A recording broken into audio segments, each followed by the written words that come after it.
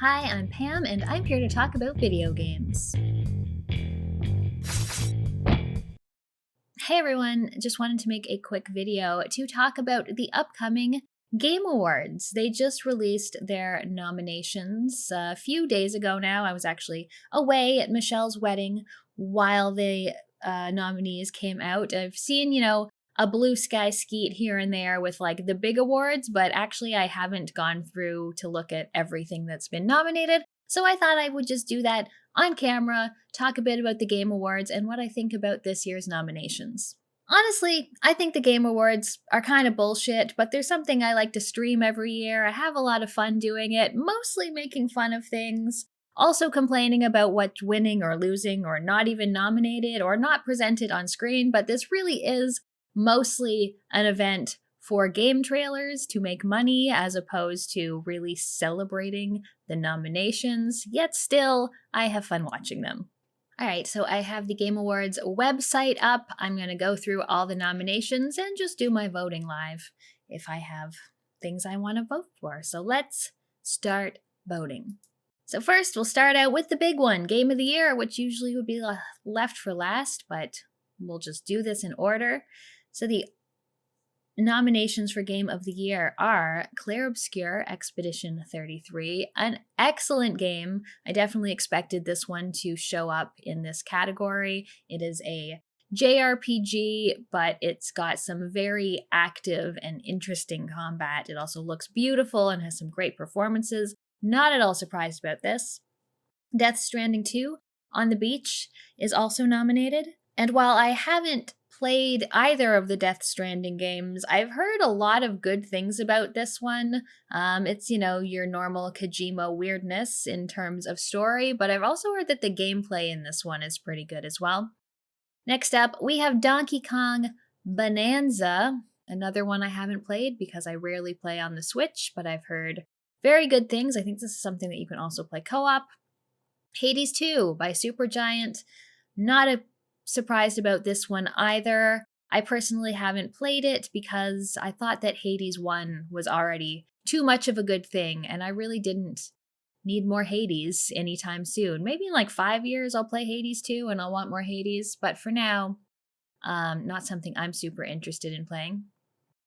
Then, of course, we have Hollow Knight Silksong, which is an excellent and very difficult game. I made a whole 40-minute video on all my thoughts about Silksong. This is definitely expected that it be nominated for Game of the Year. And lastly, we have Kingdom Come Deliverance, which is one that I don't know as much about. I think this is meaning to be a very sort of realistic role-playing game, which didn't super appeal to me. This was the only one I found slightly surprising that it come up here, but I'm going to vote for Clair Obscur Expedition 33. All right, best game direction is defined as outstanding creative vision and innovation in game direction and design, one of those categories that most people don't really understand what it means. Again, we have Clair Obscur Expedition 33, and I think that game definitely has a vision. Death Stranding 2, nominated again. Hades 2, nominated again. Ghost of Yotai, which is the follow-up to Ghosts of Tsushima, which I haven't heard that many people talk about, but I assume it's very similar to the first game, a very pretty open-world game. And then Split Fiction by Hazelight is a game that I really had fun playing co-op. I think this is actually Hazelight's best game that they've put out. And I know that, It Takes Two took Game of the Year. And I think this is better than It Takes Two, but this might also be a more difficult year to be nominated. So, creative vision and innovation? Okay, well, Hades 2 is not innovative because it's just Hades 1. This is another sequel. This is another sequel. Split Fiction had some really awesome stuff in terms of, especially near the end of the game, but Clair Obscur also had quite a vision. But I just voted for it for Game of the Year, so I'll go with Split Fiction for this one. Best narrative for outstanding storytelling and narrative development in a game. Again, we have Clair Obscur Expedition 33. It did have a very good narrative. I enjoyed the story very much. It was very depressing. Death Stranding 2 on the beach. I've heard this one is also depressing. Ghost of Yotai. I honestly don't have any idea what it's about. Same with Kingdom Come Deliverance, which I always kind of thought Kingdom Come Deliverance was more of a mechanic game than a narrative game, but perhaps I am mistaken on that. And then Silent Hill F, which I do plan to play at some point, but not yet. This is really the best narratives. I feel like there's been a lot better narratives, maybe because this is the Game Awards and it's only the super popular stuff, but I'm going to go with Clair Obscur for best narrative. Do you hear Lily sighing loudly, passive aggressively? Best art direction for outstanding creative and or technical achievement in artistic design and animation. We got a bunch of the same shit. Clair Obscur, I'm probably voting for this. It looks beautiful. I love the sort of surreal backgrounds and the environments are gorgeous. The creature design is very, very cool. Death Stranding, whatever. Ghost of Yotai, again, very pretty, like the first one. Hades, Supergiant games always look gorgeous, but I don't think it looks that much different than Hades 1. And Hollow Knight Silksong, also very cohesive design on that game, but I'm going with Clair Obscur. I think it's got the best art direction.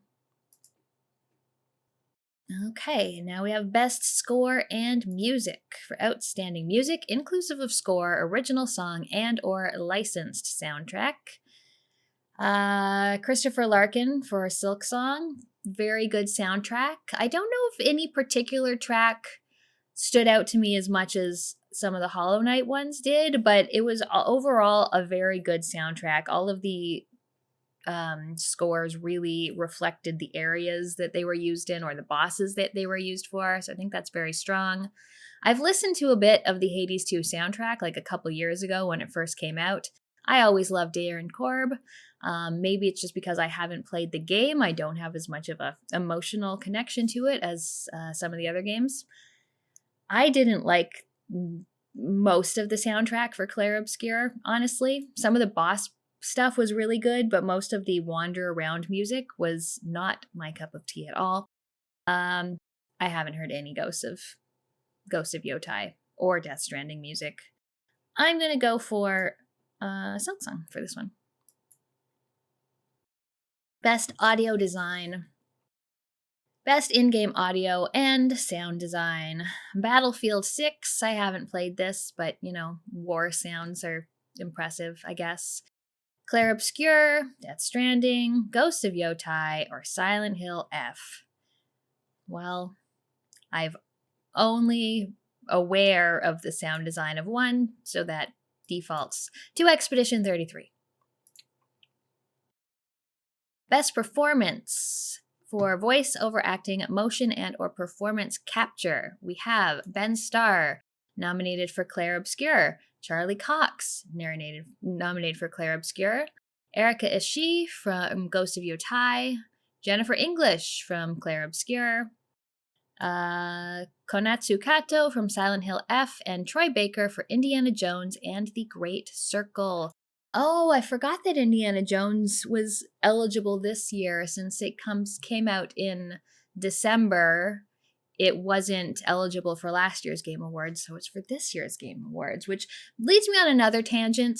The Game Awards for a certain year should take place in February. Nominations should be in January. The show should be in February. Keep it to a calendar year. Everything gets forgot about if it releases in December, which is why I always do my Game of the Year lists in January. Troy Baker did a great Indiana Jones impression, or Harrison Ford impression. I am going to go with Jennifer English, who played Mael in Clair Obscur. I think she did a fantastic job. Innovation in accessibility, recognizing software and or hardware that is pushing the medium forward by adding features, technology, and content to help games be played and enjoyed by an even wider audience. Assassin's Creed Shadows, Atomfall, Doom: The Dark Ages, EA Sports FC 26, or South of Midnight. And I wish when they gave these nominations, they would give like just a little summary of like, what accessibility feature did you pioneer here? All right, so I just read a few summaries to remind myself of what these games did. And Fall, I did notice when I played, has a lot of subtitle options, including the ability to make subtitles and all text in game way larger so that they're easy to read with people with low vision or people far away from their screens. Also has a lot for low vision players in terms of noise cues while you're playing the game. And then South of Midnight also did a lot for various ways of accessibility, including gameplay and difficulty. Also, things like this game was made in a sort of stop motion, which kind of gave me motion sickness, and there was the ability to just turn it off, which I greatly appreciated. Also, all kinds of sort of combat and gameplay, including like how long you have to hold buttons or if you have to press them multiple times.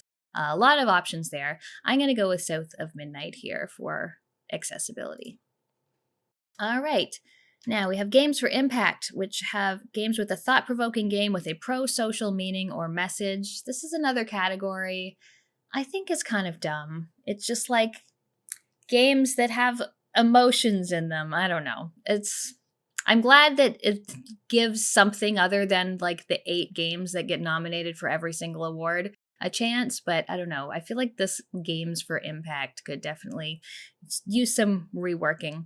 The nominees are Consume Me, Despelote, Lost Records, Bloom and Rage, South of Midnight, and Wanderstop. I've only played 2 of these games. I played Wanderstop and South of Midnight. Wanderstop is like a little tea store simulating game with a lot of sort of internal struggles to go through. And South of Midnight is a very cool game, sort of like magical realism, where you're going through the South after you've been washed away during a flood and just seeing all the stories of people nearby presented in a very cool musical way. I really like South of Midnight, so I'm going to vote for that one. Best ongoing game, outstanding development of ongoing content. My least favorite type of game that I don't play any of. Final Fantasy XIV, Fortnite, Helldivers 2, Marvel Rivals, or No Man's Sky. Can't believe No Man's Sky is still going after such a terrible launch, but here it is. I'm going to vote for Helldivers 2 because I've played Helldivers 1 and that's the closest I've come to any of these games. Community support, recognizing a game for outstanding community support, transparency, and responsiveness, inclusive of social media activity and game updates and patches. We have Baldur's Gate 3, which has put out a lot more content since it first released. Final Fantasy 14, Fortnite, Helldivers 2, No Man's Sky. Very similar group of nominees here. You would think that if it's talking about game updates and patches, you would sort of separate the ongoing games from the not ongoing games that Baldur's Gate is. But I don't make the rules, so I'll say Baldur's Gate 3, I guess. Best independent game. Outstanding creative and technical achievement in a game made outside the traditional publisher system. So that's an interesting definition for that. Game made outside the traditional publisher system. What is an indie game anyway? Does it mean how much money it costs to make it? How many people are making it? I think everyone has their own definition, but again, I'm happy to see some games that aren't just those 7 or 8 that get nominated for everything. Absalom, which I've heard is great, although it is like a beat 'em up roguelite, which are 2 of my least favorite genres, so I have not played this. Ball Pit, completely overrated. Blueprints, amazing, one of the best games I played last year for sure. Claire Obscure Expedition 33, I have a real hard time accepting this in the indie game category. There were a couple hundred people that worked on this game. It is a high budget game just because it doesn't have a traditional publisher system. I have a hard time calling this an indie game. Hades 2 by Supergiant, and Silksong. I've played 4 of these games. I have to give this to Blueprints. I think this was an amazing indie game, or amazing game generally. I'm actually kind of upset that it wasn't nominated for Game of the Year, but not surprised, since people don't have as good of taste as I do. Best debut indie game. Best debut game created by a new independent studio. Again, we have Blueprints. We have Clair Obscur, Expedition 33, Despelote, and Dispatch. Dispatch is one that I'm planning to play. It was released episodically, and I was just waiting for all the episodes to go, so I don't really have an opinion on this one yet. Clair Obscur, again, if it was just best debut game, I might vote for it, but best debut indie is going to Blueprints and Dagubomb. Best mobile game. I don't play any mobile games. Destiny Rising, Persona 5, The Phantom X, Sonic Rumble, Umemusume, Pretty Derby, or Wuthering Waves. I've never heard of any of these. Can I skip this category? I'm going to skip this category because I don't know. Best AR, VR, another one I'm probably going to skip. Nominees are Alien, Rogue Incursion, Arcane Age, Ghost Town, Marvel's Deadpool VR, and The Midnight Walk. Haven't played any, don't like VR. Next. Best action game. Best game in the action genre, focused primarily on combat. Battlefield 6. Doom, The Dark Ages, which I found rather disappointing. Hades 2, which I haven't played. Ninja Gaiden 4, which I actually want to play this one, but I haven't gotten around to it yet. And Shinobi Art of Vengeance, which I did play and I thought was decent, but not my favorite. But since I've only played... I'm kind of surprised that Silksong's not in here, because it's pretty combat focused. I personally would have put that in this category. So I guess I will vote for Shinobi Art of Vengeance. Best action/adventure. Okay, this is where the genre nonsense comes in. Combining combat with traversal and puzzle solving. Death Stranding, Ghost of Yotai, Silksong, Indiana Jones and the Great Circle, or Split Fiction. Okay. I like Silksong. Silksong was great. Indiana Jones and the Great Circle, also a game I really liked from last year. And Split Fiction, another one that I really enjoyed. For thinking about combining combat with traversal and puzzle solving, I'm going to give it to Split Fiction. Best role-playing game. Best game designed with rich player character customization and progression, including massively multiplayer experiences. I don't think those should be included, but again, I don't make the rules. Avowed, a game that I liked more than I thought I would. Clair Obscur, Expedition 33. It's a JRPG, which isn't a real role-playing game. Kingdom Come Deliverance, Monster Hunter Wilds, or The Outer Worlds 2. I actually just started The Outer Worlds 2. I haven't played that much yet, but if I'm talking about like what I consider actual role-playing and not just characters that level up, I'm going to go with Outer Worlds because it does do some really cool things, especially around perks and how those work and how it really reflects how you play your character. So I'm going to give it to Outer Worlds 2. Best fighting game, another genre I don't play any of. 2XKO, Capcom Fighting Collection 2, Fatal Fury, City of the Wolves, Mortal Kombat Legacy Collection, or Virtua 5 Revo World Stage. Skip in this category. Don't play fighting games. Best family game. Best game appropriate for family play, irrespective of genre or platform. You got Donkey Kong Bonanza, Lego Party, Lego Voyagers, Mario Kart World, Sonic Racing Crossworlds, or Split Fiction. Have to go with Split Fiction because it's the only one I've played. Best sim/strategy. Best game focused on real-time or turn-based simulation or strategy gameplay, irrespective of platform.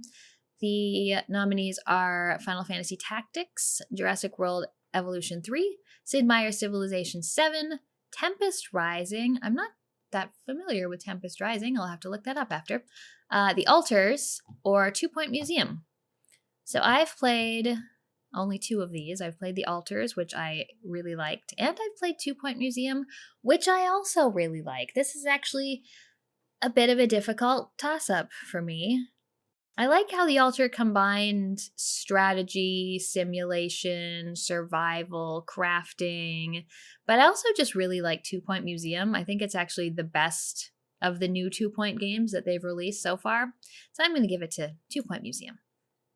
Best sports or racing game, the nominees are EA Sports FC 26, F1 25, Mario Kart World, Rematch, and Sonic Racing Crossworlds. I'm going to skip this because I haven't played any. Best multiplayer for outstanding online multiplayer gameplay and design, including co-op and massively multiplayer experiences. Arc Raiders, haven't played. Battlefield 6, Elden Ring, Night Rain. I haven't heard that much good about Night Rain, sadly.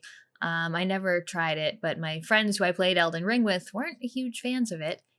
Peak and Split Fiction. Gotta go to Split Fiction. It is a wonderful co-op game. I love having a game that is completely built around a co-op experience in a campaign. Best Adaptation. The Minecraft movie, Devil May Cry, Splinter Cell, Death Watch, The Last of Us Season 2, or Until Dawn. Oh boy. The only thing I've watched is Until Dawn, which is not a good movie and not a particularly good adaptation. I haven't watched The Last of Us Season 2, only Season 1. Gotta skip this because I have no knowledge of this topic. Most anticipated game. Recognizing an announced game that has demonstrably illustrated potential to push the gaming medium forward? Really? I didn't realize that that was the description of that. I just thought it was game people are most excited about. 007 First Light, Grand Theft Auto 6, Marvel's Wolverine, Resident Evil Requiem, or The Witcher 4. I'm most excited.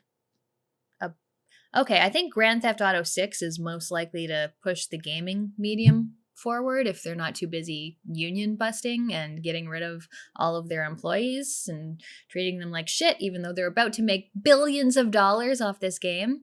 But I am most excited about Resident Evil Requiem.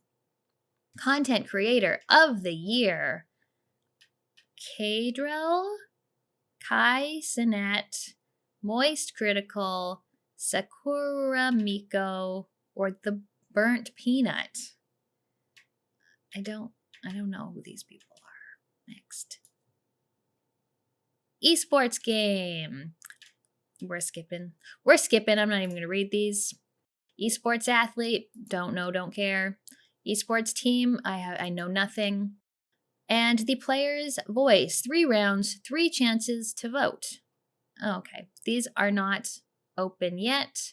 I will vote for these, I guess, when I get a chance to. But yeah, those are the nominations for the Game Awards. Not terribly impressed. There are a lot of things I feel are missing, which is always the case. These are always games that are very the most popular games that people are playing, which aren't necessarily the games that I am playing. But the awards are going to be on December 11th. I will live stream them over on Twitch, so you can watch live what's winning. We can watch new trailers. We can make fun of things together if that's what you're interested in. The game for me that on my current best games of the year list that did not appear anywhere in here, Monster Train 2, which is a deck building roguelite that I thought was amazing.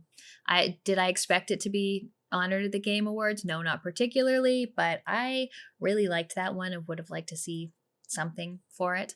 If you are also not super impressed by the Game Awards, there is also the Indie Game Awards. This is another gaming awards show focusing more on indie games. This one takes place on December 18th, so a week after the Game Awards, and I will probably stream this one as well, just so we can get a little more recognition and show people the great indie games that came out in 2025. But yeah, that is it for this video. Join me over on Twitch when these things are happening if you want to watch me live streaming those. And I will have my own Game of the Year content starting in December and going into January as I try to cram in as many as possible 2025 games before I make those final lists. Let me know what you think about the Game Awards. Are you going to watch? Are you going to make fun of it? Did they snub any of your favorite games? Thanks so much for watching. I'll see you next time. If you want to see more, check out one of my other videos here. I have a Patreon, or you can become a channel member if you want to help support the channel. Thanks so much for watching, and I'll see you next time.